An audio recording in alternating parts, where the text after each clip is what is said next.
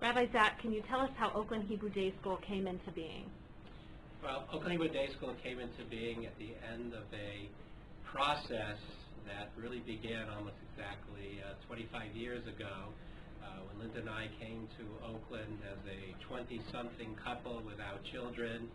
And shortly after our arrival, young families began to join the congregation. The East Bay synagogues were all in transition at that time. And as young families moved to the community, the economy was good, the dot-com boom was just beginning to take shape, and it quickly became evident that there were young families beginning to sprout. In fact, shortly after we were there was a little bit of a baby boom. In our second year in Oakland, we established the Gan Matov preschool, together with the other preschools, the Jewish preschools in the area, Gan Shalom, Gan Abraham, and the JCC. It quickly became evident that there was a need for a Jewish educational institution after preschool. It also became self-evident that if we're going to keep these families who came to the Bay Area because of the economy, that we needed to have proper Jewish education for them. So already years before OHDS ever came into being, we began to strategize and vision how we were going to start such a school. Okay. How did you decide on the kind of school OHDS would become? In determining what OHDS would look like, what kind of a school it would become, a small cadre of families, the founding families, and in truth, there were really more than those two families at the beginning, but as we defined the mission, as we defined the definitions of the school, some of those families determined that it wasn't the school that they necessarily wanted, and gave us a yasher koach, good luck, and we continued on our journey. Our journey really began with a very basic idea that we wanted a school that valued the whole child. And we wanted the whole child not to be bifurcated between the Jewish child and the general studies child. We wanted a program that integrated both the Jewish education and general education really into one educational model. That was really the driving goal and model of the school.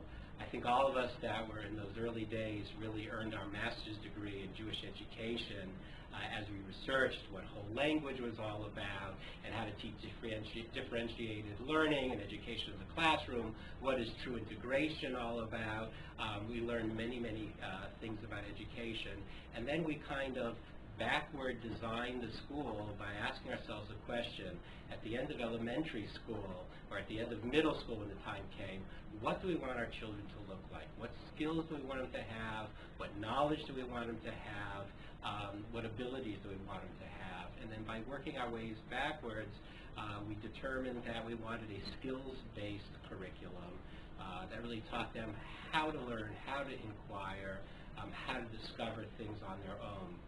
And that became really the foundation for the educational model of the school. The religious philosophy of the school was similar. We wanted a modern Orthodox day school that valued all children from all backgrounds, but taught them from the text, and taught them to understand the text, and taught them how to read the text, and how to learn the text. And that really became the foundation, the bedrock for the school. And these families that you're acknowledging tonight are what I would say are what true Jewish heroes are all about. They worked hard, they worked tirelessly, and they were really interested in what was going to work for the largest majority of people in the community. Outside of this small cadre, there was a large skeptical group of people in the community who said, this is not the way to do a school. Do a focus group, see what the community wants, see what they're willing to buy into.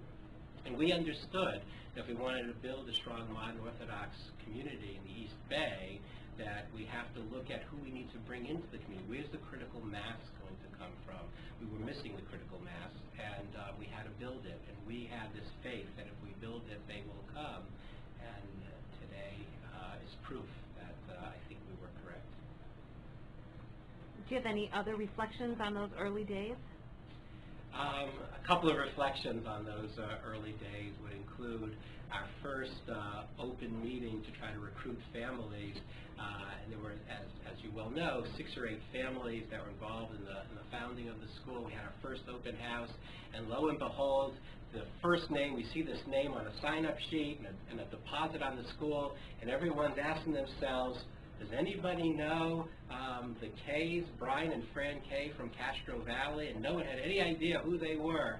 They'd come into this meeting, they heard what we had to say, and before any of us signed up on the lines of school, the Kays had signed up and, as you know, have been stalwarts of the school ever since.